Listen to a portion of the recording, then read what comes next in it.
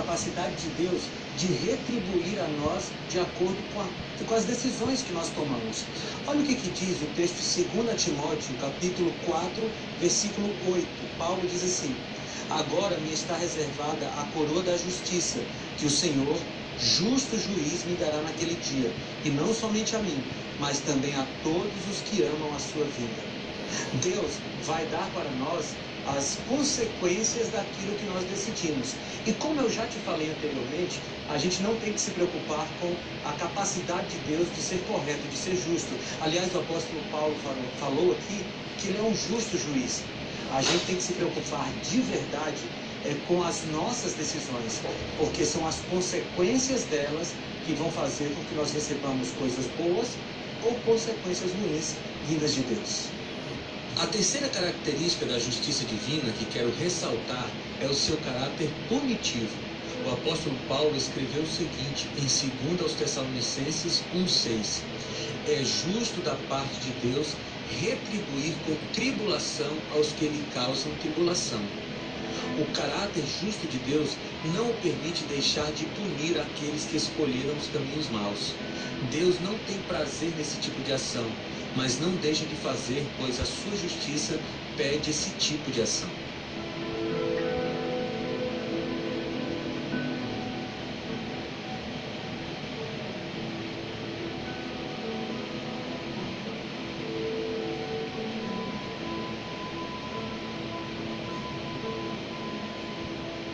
Existe mais uma característica da justiça de Deus que eu quero ressaltar aqui.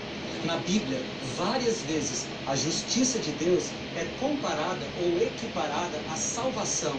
Deixa eu ler alguns textos para você. Quero começar com Isaías, capítulo 51, versículo 5. Diz assim: minha retidão logo virá, minha salvação está a caminho, e meu braço trará justiça às nações. As ilhas esperarão em mim e aguardarão esperançosamente pelo meu braço. Vejam, aqui Isaías compara a justiça de Deus com salvação. E isso acontece em outros lugares do próprio livro de Isaías. Vai comigo para o capítulo 56, versículo 1. Diz assim: assim diz o Senhor, mantenham a justiça e pratiquem o que é direito, pois a minha salvação está perto e logo será revelada a minha retidão. Novamente, justiça e salvação estão na mesma construção textual, porque elas são praticamente a mesma coisa no reino de Deus. Agora vamos para o capítulo 59, versículo 16. De novo Isaías vai fazer a mesma coisa. Ele viu que não havia ninguém, admirou-se porque ninguém intercedeu. Então o seu braço lhe trouxe livramento e a sua justiça deu-lhe apoio. Aqui, livramento ou salvação e justiça estão no mesmo contexto. Tem mais texto falando sobre isso. No capítulo 61, versículo 10 agora, Isaías novamente faz essa comparação. É grande o meu prazer no Senhor, regozija-se a minha alma em meu Deus, pois ele me vestiu com as vestes da salvação e sobre mim pôs o manto da justiça, qual noivo que adorna a cabeça como sacerdote, qual noiva que se enfeita como joias. Olha que coisa interessante. A mesma vestimenta que é de salvação também é de justiça, equiparando os dois conceitos.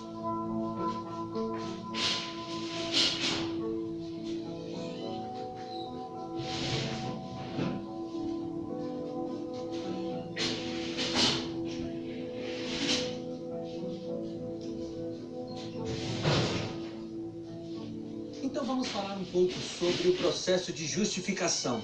E a primeira coisa que eu quero falar é repetir um conceito que eu já disse algumas vezes nesse programa, mas nunca é demais a gente lembrar. Não existe justiça em nós. Queridos, se nós alguma vez pensamos que nós podemos ter méritos diante de Deus, esqueçamos desse conceito, esqueçamos dessa ideia, porque não há.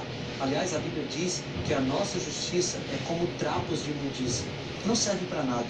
A única forma de nós sermos salvos é se Deus atribuir a justiça dele a nós.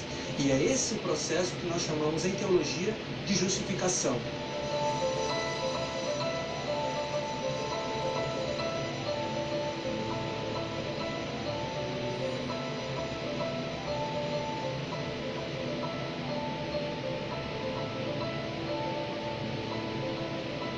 A justificação não é o processo de atribuir perdão a quem não tem culpa. Não é isso.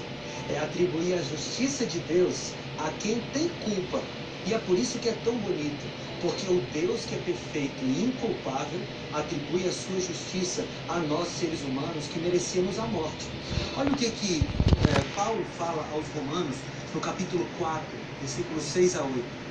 Davi diz a mesma coisa quando fala da felicidade do homem a quem Deus acredita justiça independente das obras. Como são felizes aqueles que têm suas transgressões perdoadas, cujos pecados são apagados. Como é feliz aquele a quem o Senhor não atribui culpa. Olha que coisa linda. Nós somos culpados, mas por causa do amor de Deus, Ele nos atribui a sua justiça, mesmo sem nós merecermos. Vamos aprofundar um pouco mais esse conceito com outro texto de Paulo. Deus tornou pecado por nós aquele que não tinha pecado, para que nele nos tornássemos justiça de Deus. 2 Coríntios 5:21. Só podemos ser justos porque Ele foi perfeitamente justo. São os méritos de Cristo que carregamos sobre nossos ombros justificados. A fé é a condição para que possamos ser justificados. Veja, a condição. Essa é a nossa única participação no processo de justificação. Olha o que Paulo diz aos Romanos, de novo, no capítulo 1, versículo 17. Porque no Evangelho é revelada a justiça de Deus, uma justiça que do princípio ao fim é pela fé. Como está escrito, o justo viverá pela fé. Queridos, nós precisamos exercer a nossa parte no processo de justificação, que é termos fé na graça de Deus. Agora calma, isso não nos atribui nenhum tipo de valor ou nenhum tipo de mérito, porque a fé é apenas o braço que se estende para pegar a justiça de Deus. Deixa eu te dar um exemplo. Imagina que hoje eu estou muito generoso e vou te dar uma nota de R$100. Então eu tiro a nota do meu bolso, estico o meu braço para você e você estica o seu braço e pega a nota. Existe algum mérito no ato de você esticar a sua mão, pegar a nota e guardar no seu bolso? Não. O mérito é meu, que te entreguei a nota. É assim também com a justiça de Deus. A fé é apenas o braço que se estende para pegar essa justiça e tomar posse dela.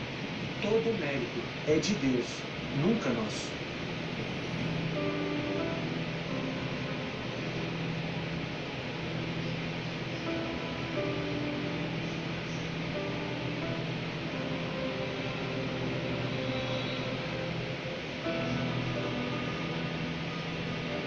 Vamos para mais um aspecto da justiça de Deus. Ele está revelado aqui